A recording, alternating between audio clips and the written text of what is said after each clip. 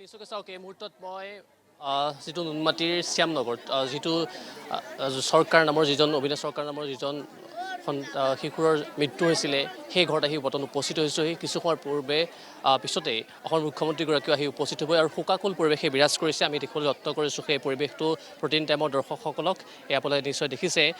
স্থানীয় লোকসকলো আহি উপস্থিত হৈছে আৰু এক শোকাকুল পৰিৱেশে বিৰাজ কৰিছে। আৰু মুখ্যমন্ত্ৰী সেইদিনাখনি আশ্বাস দিছিলে যে ঘৰলৈ যাম বুলি, আৰু সেই মৰ্মে তেখেত আজিৰ দিনটোত আহি উপস্থিত হ'ব আৰু কিছু সময়ৰ পিছতেই মুখ্যমন্ত্ৰীগৰাকী এই ঠাইত আহি উপস্থিত হ'ব। আৰু আপোনালোকে নিশ্চয় অনুমান কৰিব পাৰিছে স্থানীয় লোকসকলো আহি এই ঠাইত উপস্থিত হৈছে। এক কথাত ক'বলৈ গ'লে মহানগৰীৰ যিটো কৃত্ৰিম বান্ধ, উন্মুক্ত নলাত এটা কিশোৰৰ মৃত্যু হ'ল আৰু তাৰ পিছতেই সমগ্ৰ মহানগৰীত বা সমগ্ৰ গুৱাহাটী মহানগৰীত এক চাঞ্চল্যে বিৰাজ কৰিছিলে। আৰু যোৱা বৃহস্পতিবাৰৰ দিনাখনি নিশাৰ ভাগতে সেই ঘটনা সংঘটিত হৈছিল আৰু বৰ্তমান সময়ত যিটো ঘৰ আমি বাসগৃহত উপস্থিত হৈছোঁ, এক শোকাকুল পৰিৱেশে বিৰাজ কৰিছে। আৰু এই কিছুমান পূৰ্বে যিটোকে মুখ্যমন্ত্ৰীগৰাকী আহি উপস্থিত হ'বহি আৰু তাৰ কাৰণে বৰ্তমান সময়ত প্ৰশাসনৰ লোকসকলো সষ্টম হৈ আছে।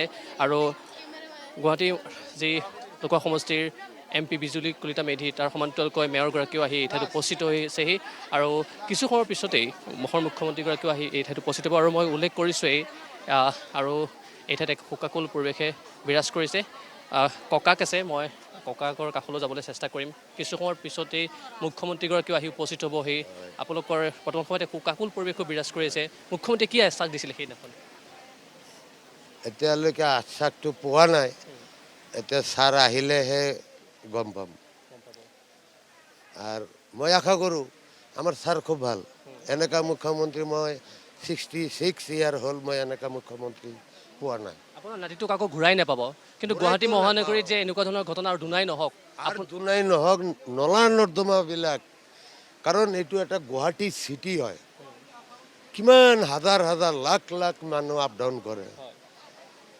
সেইদিনা যদি এই স্লেববিলাক থাকিলে হয়, মোৰ নাতি বাচি গ'ল।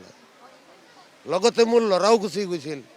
সি ডাঙৰ কাৰণে ঘাঁহ বন ধৰি সি বাচি গৈছে, নহ'লে বাপ বেটা দুটাই একেলগে গ'ল হয়। এনেকুৱা দুনাই হোৱাটো নিবিচাৰে। মই তাকেইতো কৈ আছোঁ যে আশা কৰোঁ আৰু যাতে কাৰো এনেকুৱা নহয়। নলা নৰ্দমাবিলাক আমাৰ ছাৰে বা আমাৰ প্ৰশাসনে বস্তুবিলাক অলপ চাই এইবিলাক বন্ধ কৰক।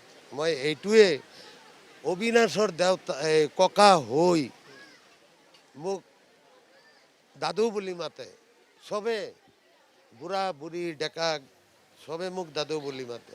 সিও দাদু মাতে, দাদু মানে ককা। তে সেই নাতিটো মোৰ চকুৰ সন্মুখৰ পৰা গুচি গ'ল। মোৰ ভিতৰত কিমান আঘাত পাইছোঁ একমাত্ৰ ভগৱান জানে।